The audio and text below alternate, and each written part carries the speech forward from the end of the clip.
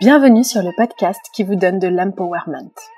Si vous êtes ici, ce n'est absolument pas par hasard.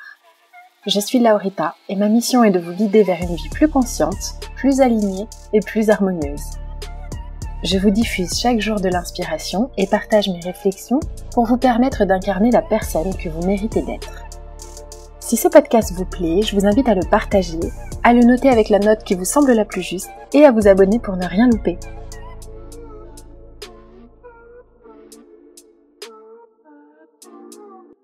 Bonjour à tous. Un homme m'a arrêté la dernière fois dans la rue pour me demander quel était le meilleur conseil que l'on m'ait donné dans ma vie.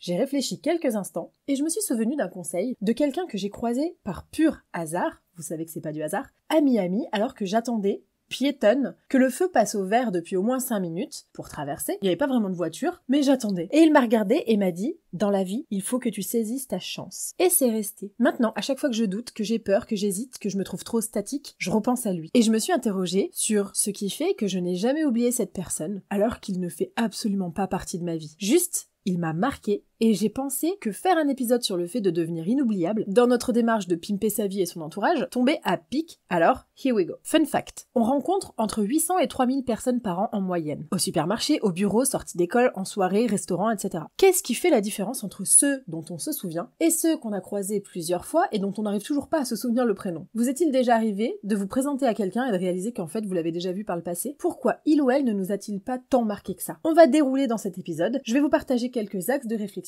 et je serais curieuse de savoir ce qui rend les gens inoubliables selon vous dans les commentaires. Premièrement, vous allez peut-être me dire mais pourquoi être inoubliable? À quoi ça sert? Et il y a plusieurs raisons à cela. 1. Parce que si les gens pensent à vous, vous avez plus de chances de voir toquer à la porte des opportunités. Ah, je cherche quelqu'un qui sait faire ça. Ah, ça tombe bien, je connais un chic type, c'est David, attends, je l'appelle. Dans mon cas, ça peut faire grandir mon business. T'as un pote qui te parle de la manifestation, et là, tu te souviens de mon épisode, tu lui transmets mon épisode de podcast, donc mon podcast grandit. En étant inoubliable, tu peux aussi trouver l'amour. Ah, j'ai une pote célibataire et elle est parfaite pour toi. Et hop, le tour est joué. 2. Si les gens pensent à vous, c'est que vous avez impacté leur vie positivement. Enfin, j'espère, sinon on verra ce qu'on fait dans le cas inverse. Et donc, par extension, rendu le monde meilleur, donc merci bien. Et 3, ça prouve que vous êtes sur la bonne voie, parce que les gens auxquels personne ne parle ne sont pas pertinents. Et si on parle de vous, c'est qu'on vous donne de l'énergie, et j'y reviendrai également par la suite. Puis, qui sont les gens que vous n'oublierez jamais et pourquoi? Je vous pose la question. On peut maintenant se demander qui sont les gens qui ont impacté ma vie dans le bien comme dans le moins bien. Alors direct, on va penser à tous ces fifrelins là qui nous ont fait du mal et se dire « Ouais, bah lui, il m'a filé ce trauma. Stop !» Je vous arrête tout de suite. Même les gens qui vous ont blessé ont eu un intérêt dans votre vie. Ils ont élevé vos standards. Donc au final, même si vous avez été le toxic boss, la toxic pote, le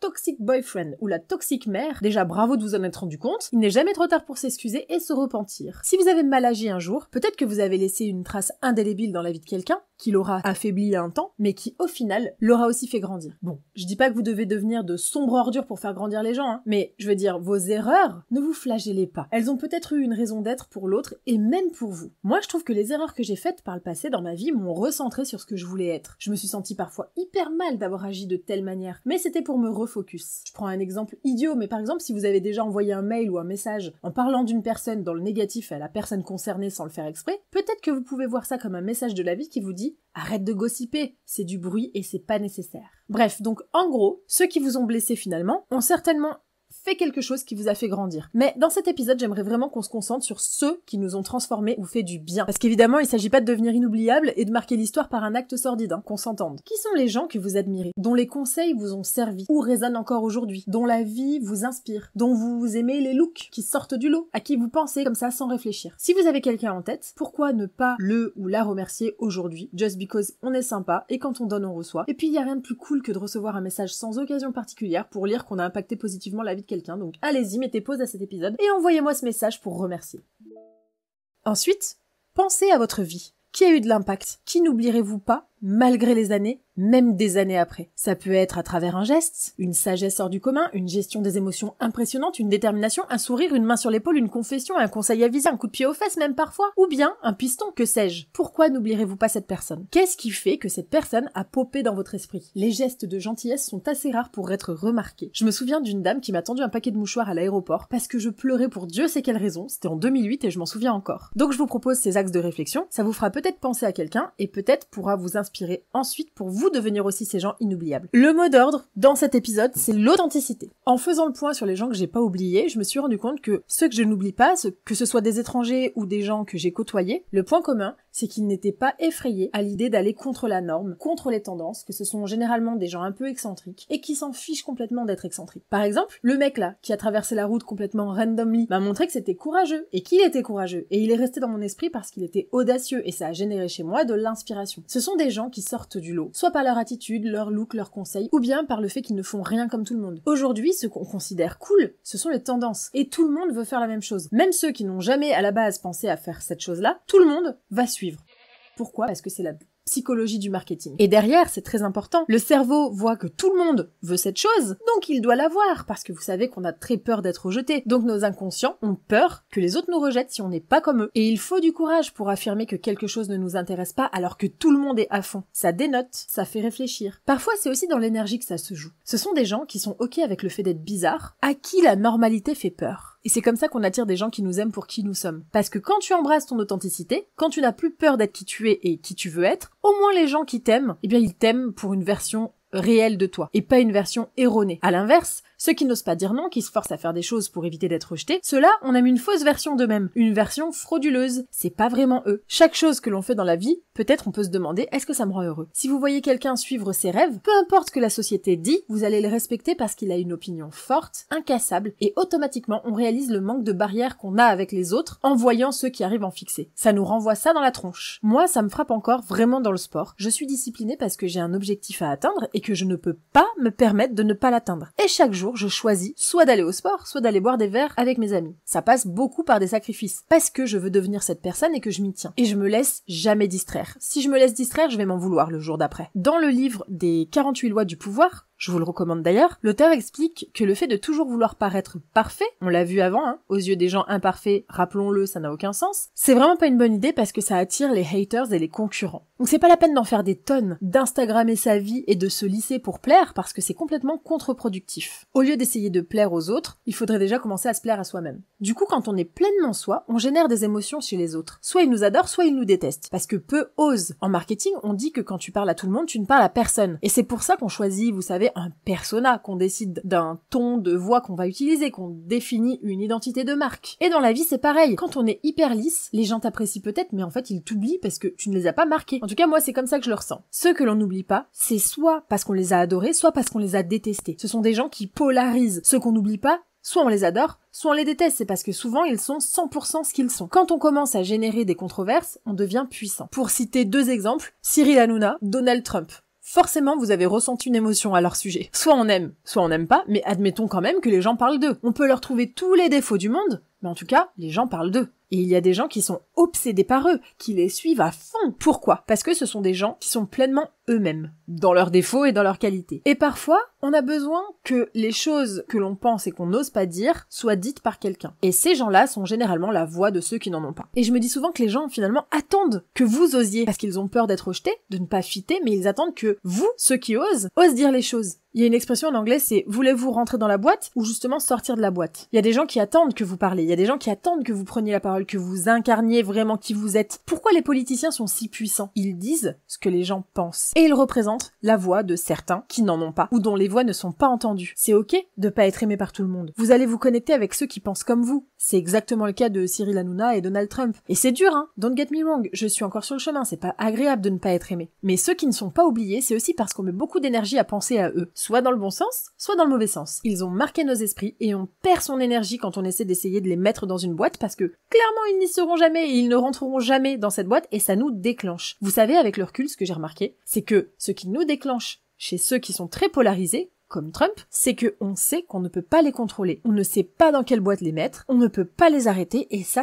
gêne. Et donc là, j'ai pris un peu les 2 pires exemples, mais il y a d'autres gens. Parfois, on se dit justement, ces gens qui suivent leurs rêves là et qui se fichent de l'opinion des gens, ça les rend puissants. L'exemple parfait, c'est Elon Musk. Ouais, je sais, on continue dans le gratin du gratin. Le mec, il fait ce qu'il veut et rien ne l'arrête. Alors dans le bon, mais dans le mauvais aussi. Et il n'est pas oublié, croyez-moi. Et ça veut aussi dire ne pas avoir peur d'être seul. D'ailleurs, récemment, j'ai entendu une interview de lui dans laquelle il expliquait qu'il était vraiment seul. Il se sentait seul même s'il était toujours entouré. Et il y a un truc aussi qui m'a fait réfléchir. J'ai repensé à moi il y a quelques années. Il y a des gens qui vous détestent, mais qui vous suivent dans la vie, qui vous suivent sur les réseaux, qui veulent savoir des choses sur vous quand même, qui ont une certaine fascination malsaine pour vous. Et si c'est le cas, dites-vous que vous êtes certainement sur la bonne voie. Si vous dérangez, vous faites réfléchir, les gens passent du temps à penser à vous, et ça c'est bon signe. Ça m'arrive. Il y a des gens qui ne m'aiment pas, mais qui me suivent sur Instagram ou qui écoutent mes podcasts. Ou même à plus grande échelle, par exemple. Prenons les influenceurs de télé-réalité ou de Koh-Lanta ou même Sissi MUA pour ceux qui connaissent. Les gens les suivent, mais les taclent au moindre poste. C'est super bizarre, non, la psychologie humaine? Ou peut-être que leurs haters ne les détestent pas tant que ça. Peut-être que quelque part, ils nourrissent une fascination qu'ils ne veulent pas s'admettre. J'ai fait ça dans le passé, il y a une fille qui m'agaçait, mais je regardais quand même ses stories sur Instagram. J'ai arrêté quand j'ai réalisé que finalement c'était simplement mon ego qui gossipait tout seul, et que, peut-être au fond, j'admirais certaines choses chez cette personne. Bon, j'ai arrêté de la détester finalement. Est-ce qu'il y a des gens comme ça, dans la vie de tous les jours ou même sur les réseaux sociaux, que vous suivez, mais que vous n'appréciez pas particulièrement? Si vous êtes de ceux qui avaient assez de temps pour mettre un commentaire négatif sous une publication, pourquoi suivez-vous cette personne? Pourquoi lui donnez-vous votre énergie? Pour devenir inoubliable, donnez aux gens quelque chose qu'ils ne peuvent pas avoir ailleurs, qu'ils ne trouveront nulle part ailleurs. Vous vous souvenez de l'épisode Glow Up? Je vous en ai parlé. Comment je fais sentir les autres? Bon, il y a fort à parier que cette personne que vous ne pouvez pas oublier vous a fait ressentir quelque chose que peu vous ont fait ressentir. Souvent, ça se joue dans l'émotion. J'ai lu un article récemment sur les gourous, suite au visionnage du reportage sur Raël, et aussi sur celui de Osho, Wild Wild Country sur Netflix, si ça vous intéresse, qui est une folie, by the way, pour ceux qui sont comme moi fascinés par les sectes. Bref. Et en réalité, ce qui fait qu'ils attirent et qu'ils séduisent, ces gourous, c'est certes un message fort et pertinent à la base, attention, mais surtout, ils vont vers des gens qui sont déçus, qui vont mal ou qui sont fébriles sur leurs appuis, qui se sentent seuls, oubliés, incompris ou dont la voix n'est pas écoutée. Ce sont généralement des gens d'abord en détresse et en quête d'émotions positives. Osho, par exemple, lui, il s'est adressé aux déçus des religions en proposant une alternative un peu plus fun. Raël, lui, il attirait ceux qui rejetaient les dogmes religieux mais cherchaient quand même une forme de spiritualité alternative parce qu'il réussissait à faire se sentir facilement aimé, entendu, écouté ces gens en quête de sens. Si t'as beaucoup de potes, t'as pas besoin de quelqu'un qui te dit que t'es spécial ou que t'es respecté, etc. Alors évidemment, on va pas devenir gourou, ne me faites pas dire ce que j'ai pas dit, mais je trouve qu'ils sont super intéressants à étudier, la psychologie, leur technique marketing, etc. Vous pouvez être juste sympa, cordial, c'est cool, mais la moyenne et la majorité des gens le sont aussi.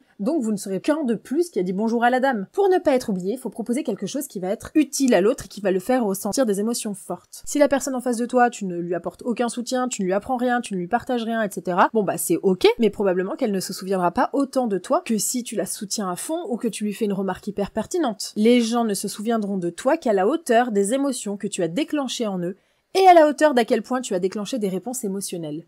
C'est pour ça que quand tu partages un truc, par exemple, de ta vie privée à tes amis ou sur les réseaux, ou à quelqu'un que tu croises dans la rue, tu risques de déclencher quelque chose, une réaction émotionnelle forte, si c'est quelque chose de pertinent. Ces personnes-là vont certainement se sentir compris, et là, ils se souviendront, parce qu'on se rappelle de l'émotion ressentie. Les souvenirs qu'on a, qu'ils soient bons ou mauvais, avez-vous remarqué que c'est souvent parce qu'ils ont suscité d'intenses émotions? Pour reprendre mon exemple de tout à l'heure, la femme au mouchoir, là, m'a fait me sentir vue quand j'avais le cœur vide. Une personne dans la rue vous a souri, et vous aviez besoin d'un peu d'encouragement? Ou alors peut-être que quelqu'un vous a dit un truc qui vous travaille encore aujourd'hui parce que c'était hyper pertinent et absolument improbable? Ou peut-être une énergie ressentie? Pensez à quelqu'un que vous admirez. Citez-moi 3 choses que vous admirez à propos de cette personne. Ces 3 choses, vous les avez en vous forcément, sinon vous ne pourriez pas les voir. Regardez les gens et trouvez une muse. Vous savez, une personne qui vous inspire. Ça donne de la force. Qui vous donne envie de créer? Regardez des œuvres d'art, le monde est si beau. Moi, je peux me poser et regarder les animaux, par exemple, et m'émerveiller pendant des heures. Ça m'inspire. Les grands peintres, les grands artistes de l'époque avaient une muse, un vent d'inspiration, et ils ont créé le meilleur grâce à ça. Les gens veulent ce qu'ils ne peuvent pas avoir facilement. Pourquoi je le mentionne souvent? Parce que quelqu'un avec un emploi du temps plein, avec beaucoup d'amis difficiles d'accès, ça donne envie au même titre que tout ce qu'on ne peut pas avoir facilement. Un sac Chanel, une vie luxueuse et compagnie. On a envie de faire partie de la vie de ces gens, on se dit que c'est une place privilégiée. Ça me fait penser à un épisode que j'ai fait sur le fait d'arrêter d'être needy. Quand on est en dating, par exemple. Bizarrement, quelqu'un qu'on voit et dont on sait qu'il ou elle voit d'autres gens, fréquente d'autres gens et date d'autres gens, eh bien on se dit « Ah, ok, donc d'autres gens, eux, veulent aussi de lui ou d'elle. » Ça rend la personne plus attirante que si la personne est toujours dispo, qu'elle est clairement exclusive alors qu'on l'a vue que 2 fois. Ça fait vraiment penser que personne n'en veut, pardonnez-moi d'insister et d'être cash, mais réellement, si t'es toujours dispo, peut-être que ça veut dire que personne ne veut de toi. Donc soyez occupés, ayez plein de trucs à faire, faites des choses, expérimentez la vie. Ça a plusieurs vertus. D'une part, pour vous, et c'est la part la plus importante, ayez une vie riche juste parce que c'est précisément le but de notre vie, ayez des emplois du temps remplis, ayez des choses à faire qui vous remplissent le cœur, et une fois que c'est le cas, vous allez voir que foncièrement, Et naturellement, vous allez devenir plus intéressant parce que vous aurez vécu 1000 trucs, que vous aurez beaucoup plus de connaissances et que vous aurez donc des choses à raconter. Et en prime, les gens vont se dire que vous avez une vie palpitante et vont avoir envie d'en faire partie parce qu'il y a peu de place dans votre vie. Quand on voit quelqu'un qui est très convoité, on a envie d'y avoir accès. Ça augmente la valeur perçue parce qu'il voit que vous ne vous donnez pas facilement, que vous faites quand même parfois passer vos projets avant d'autres choses. Et donc, votre valeur inconsciemment dans leur tête augmente. Vous ne vous négligez pas, et ça donne envie. Si je pense à ceux que j'ai envie d'avoir dans ma vie en ce moment, ce sont des gens qui n'ont pas le temps. Ce sont des gens qui ont plein de projets, qui sont organisés, qui sont talentueux dans certains domaines, ou dont j'adore l'état d'esprit. La suite, c'est évidemment la discipline, et ça va avec. Les gens qu'on n'oublie pas sont souvent des gens très disciplinés dans un domaine. Ils savent dire non, ils vont choisir leur plan avant les autres. Désolé, je peux pas sortir ce soir parce que je vais au sport. Peut-être une autre fois. Que se passe-t-il quand quelqu'un dit non? On comprend que la personne se choisit et on respecte les gens qui se choisissent parce que ça arrive très peu souvent et que parfois on n'arrive même nous-mêmes pas à le faire. Quand on fixe des limites, on donne le ton aux autres pour nous respecter aussi et les gens qui se respectent sont très attirants. Pour qui il ou elle se prend? Il ou elle doit vraiment être très important pour se respecter autant. Quand on travaille sur soi, on comprend les barrières des autres. On sait qu'ils ont certainement dû faire un gros travail interne pour pouvoir fixer des limites. On va avoir encore plus envie de les voir parce qu'on sait que c'est dur d'avoir leur présent. Et attention, en fonction de qui vous entoure, la discipline peut déclencher, peut trigger. Comme par exemple, quand tu ne bois plus d'alcool, les gens vont te dire « Ah, t'es boring, allez, vas-y, t'es pas cool, tu peux pas trinquer alors que c'est mon anniversaire. » Mais c'est simplement parce que tu leur rappelles que tes barrières sont solides et que les leurs sont moins solides. Quand on est focus sur son objectif, sur ses buts, ceux qui le sont moins et qui sont un peu plus insécures vont certainement se sentir mal à notre contact et donc remettre la faute sur vous, évidemment, parce que c'est beaucoup plus simple. Ils se rendent compte qu'ils ne mettent pas autant d'efforts en eux qu'ils pourraient, et parfois ça inspire à fond. Mais parfois, encore une fois, ça peut générer du ressentiment, voire de la haine. Souvent, quand on déteste quelqu'un, c'est parce qu'il nous rappelle quelque chose qu'on veut être, mais pour nous et pour l'esprit, c'est vraiment insupportable de le réaliser et de l'admettre. On peut ressentir une certaine forme de jalousie quand on déteste quelqu'un, parce que rappelons-le, l'inverse de l'amour, ça n'est pas la haine, mais l'indifférence. Et on va trouver tout un tas d'excuses. Oh, il est nul, il est boring, il est égocentrique, il est arrogant, etc. Non, non, non, non, non. Ça te rappelle des parties que tu as chez toi que tu n'aimes pas. Quand tu t'aimes, tu n'aimes pas les gens. Tu comprends qu'ils ont leur trauma et tu ressens plus de la compassion. Perso, aujourd'hui, je peux pas dire vraiment que je déteste quelqu'un. Il y a des gens que j'ai pas forcément envie d'avoir dans mon entourage, mais parce que je pense que c'est pas mes gens et vice versa, mais pas parce que je les déteste. Du coup, on continue l'introspection. Qui détestez-vous? Pourquoi? Dans cette quête de devenir inoubliable, demandez à vos proches. À quoi penses-tu que je suis fort? Pourquoi me paierais-tu? Quelles sont mes qualités? Qu'est-ce que tu n'oublieras pas chez moi si je meurs demain? Alors oui, c'est grave glauque, mais autant se dire les choses quand on est encore vivant, n'est-ce pas? Quand il est encore temps. Genre, que mettrais-tu sur ma tombe? Demandez aux gens que vous côtoyez et vous verrez ce qu'ils vous disent. Peut-être que vous ne pensez pas générer ça chez eux. Faites très attention à ce que les gens vous disent dans le positif. Il y a longtemps, très longtemps, un ami à moi m'a dit que je donnais des conseils pertinents, et c'était bien avant mon podcast. Prenez au sérieux les commentaires positifs, parce qu'ils peuvent être un signe pour vous indiquer quel chemin suivre. Ah, t'es super organisé, franchement t'es hyper fiable, tu donnes de bons conseils, tu as de super idées, t'es créatif, tu es franche, etc. Pour devenir inoubliable, faites en sorte que les gens se sentent safe avec vous. Comme on l'a vu, tout se passe niveau émotion, et les gens que l'on n'oublie pas dans le bon sens du terme, ce sont ceux qui nous ont fait nous sentir en sécurité, safe. C'est ceux qui ne sont pas en compétition, qui sont sûrs d'eux, qui ont confiance en eux, qui ne jalousent pas et qui encouragent. On se sent écouté, bien confiant de partager nos réflexions, même si ça n'est pas forcément conventionnel. Il n'y a pas de tabou avec eux. Et pour que les gens se sentent safe avec vous, ne partagez pas les secrets d'autres gens. Pas de gossip, pas de ragot, pas de médisance, on ne lance pas de rumeurs, on ne se moque pas. Que ta parole soit impeccable pour ceux qu'on la ref. Pourquoi ?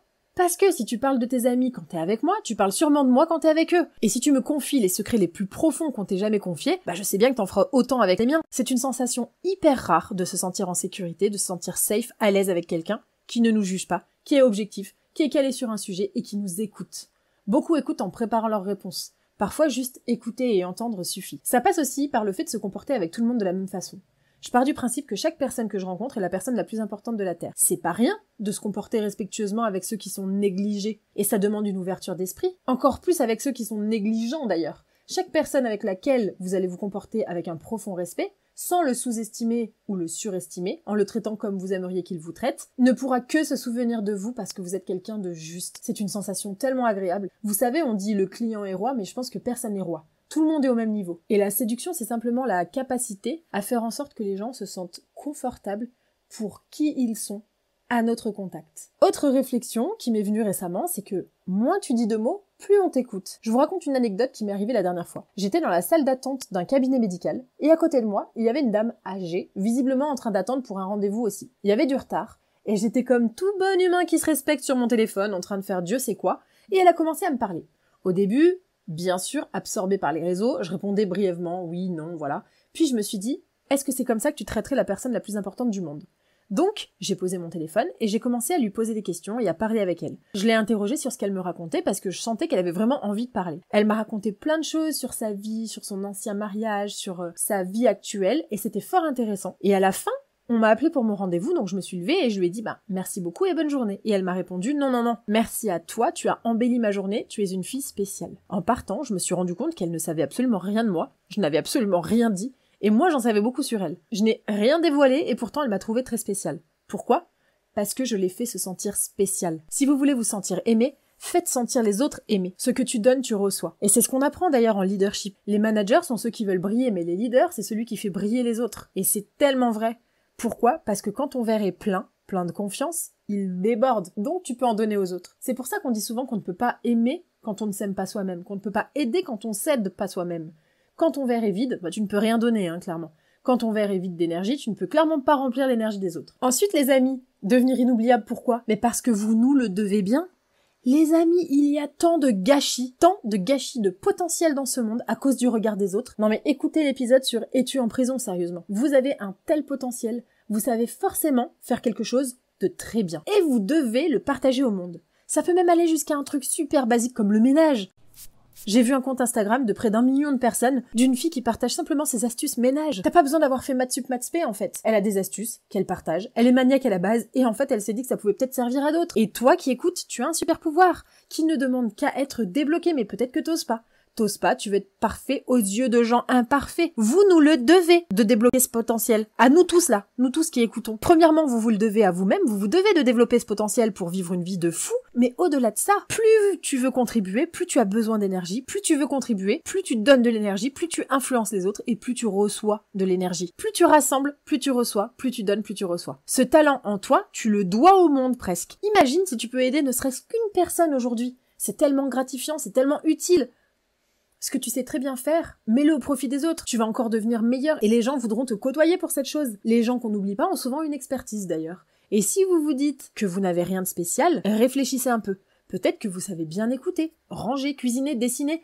Vous avez peut-être une bonne mémoire, vous savez courir, du hula hoop. Vous avez forcément des choses que vous faites très bien et qui peuvent servir les autres. Développer ses forces, c'est aussi ça, devenir inspirant et inoubliable. Être positif dans ce monde, c'est aussi très rare. Vous connaissez beaucoup de gens positifs qui voient toujours le verre à moitié plein. C'est aussi ce qui nous démarque et nous dénote des autres. Je suis sûre que vous connaissez des gens qui se plaignent à longueur de temps, qui gossipent. Alors là, je mets ma main à couper que vous en avez au moins un à me citer. Mais les gens qui sont positifs, qui vous conseillent, qui sont pertinents, ça on va s'en souvenir. La différence entre une personne qui réussit et une personne qui échoue, c'est la façon dont elle appréhende un problème. Se dire « tout est possible, je vais trouver une solution » ou bien « je n'y arriverai jamais » conditionne ta vie différemment. Pour revenir à ce que je vous disais sur Hanouna et Donald Trump, ne pas avoir peur que les gens parlent de vous, c'est aussi ça devenir inoubliable.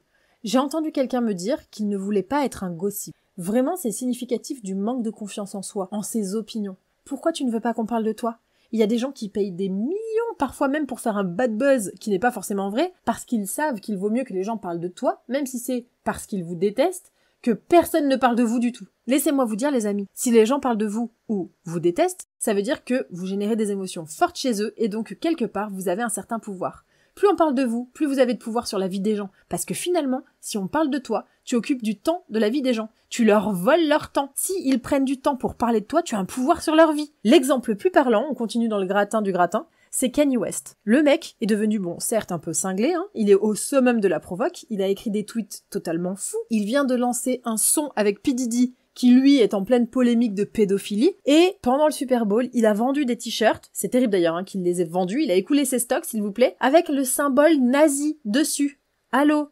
Les gens le trouvent fou, mais il fascine. Les gens lisent des articles sur lui, ils se partagent des vidéos de lui, ils visitent son site. Donc, il est puissant. qu'on le veuille ou non. Bon, attention, évidemment, on n'est pas obligé de devenir complètement barjot pour que les gens ne nous oublient pas, hein. Je parle de Kanye West pour illustrer à quel point certains veulent même faire un bad buzz pour pas être oubliés, mais on n'a pas envie d'en arriver là. C'est simplement pour vous dire que les gens parlent de vous et ça vous rend puissant. J'ai pas su choisir entre ces deux citations, et j'aime beaucoup les citations. Je trouve qu'elles disent beaucoup en peu de mots, donc je vous en propose deux, et puis vous faites ce que vous voulez. La première, c'est « Les seules personnes qui comptent sont celles qui osent être différentes », et c'est de Coco Chanel. Et la seconde, c'est « Si vous voulez être inoubliable, soyez imprévisible ». Salvador Dali. Je rebondis sur l'échange d'énergie parce qu'il faut vraiment en parler. On vient de le voir, certaines célébrités créent un bad buzz pour ne pas être oubliées. Il y en a même qui paient des journalistes pour divulguer de fausses informations négatives pour que les gens parlent d'eux. Pourquoi ? Parce que ça crée un drama autour d'eux, mais surtout parce que ce en quoi tu t'engages, c'est un échange d'énergie. C'est pour cette raison que je pense que ça n'a aucun intérêt d'aller répondre à un hater sur les réseaux sociaux ou de répondre à une critique négative. Tu as de l'énergie et tu la mets dans le drama dans lequel tu t'engages. Quand tu gossipes, tu donnes de l'énergie à la personne sur laquelle tu bitches. Quand tu regardes, réponds ou écoutes des rumeurs, ou que tu donnes du crédit à ces rumeurs, quand tu penses à quelqu'un qui ne t'aime pas, tu lui donnes de l'énergie. Tu échanges de l'énergie avec cette personne. Vous donnez donc du pouvoir à ces gens. Genre, si t'as le temps de me prendre 20 minutes de mon temps et de ma réflexion dans ma journée, si je pense à toi dans ma journée, c'est que tu es extrêmement puissant et que je suis bien faible si tu ne comptes pas pour moi. Si c'est quelqu'un de malveillant et que je passe mon temps à penser à toi, vraiment, j'ai rien d'autre à faire. J'ai lu une autre citation qui disait que personne n'est investi en vous sans raison. C'est-à-dire que personne ne ressent des émotions négatives ou positives à votre égard sans raison. C'est que vous avez certainement quelque chose qui les déclenche et donc quelque chose de pertinent. On revient souvent là-dessus, mais c'est indispensable, c'est le détachement. Ceux qu'on n'oublie pas n'ont pas peur du changement parce que ça veut dire qu'ils savent qu'ils peuvent avoir mieux. Avoir peur du changement, inconsciemment, c'est avoir peur que ce qu'on a actuellement, ce soit le meilleur qu'on puisse faire, le meilleur qu'on puisse avoir. Oh, je peux pas perdre mon job, j'en trouverai pas un meilleur. Oh non, je peux pas perdre mes amis parce que j'en trouverai pas de meilleur. Je peux pas perdre ce mec parce que je vais me retrouver seule. Ceux qu'on n'oublie pas n'ont pas peur de partir, de dire bye bye, de fixer des limites, de quitter ceux qui ne leur servent plus. Ils ont un mindset d'abondance, ils savent que la vie et le monde est abondant. Je vais trouver mieux, j'ai confiance en moi, l'abondance, tout viendra à moi. Je sais que je trouverai de bonnes opportunités, ce qui est à moi me trouvera. Ils ne s'embourbent pas dans les relations un peu fumeuses. Ceux qu'on n'oublie pas croient en l'abondance, en l'attention, ils savent qu'il y a mieux. Quand on pense, il me manque ci, il manque ça, j'aurai plus ci, j'aurai plus ça, j'ai peur de perdre ci, j'ai peur de perdre ça, j'ai peur de pas avoir ci ou ça, on est bloqué dans des relations, des jobs, des situations. Mais si vous quittez cette chose qui ne vous convient plus, quelque chose de mieux arrivera. J'espère que cet épisode vous a fait vous sentir safe, vous a généré des émotions positives ou de l'inspiration, et que vous ne m'oublierez pas lors de votre prochaine conversation ou rencontre. Je vous dis à très vite pour un prochain épisode.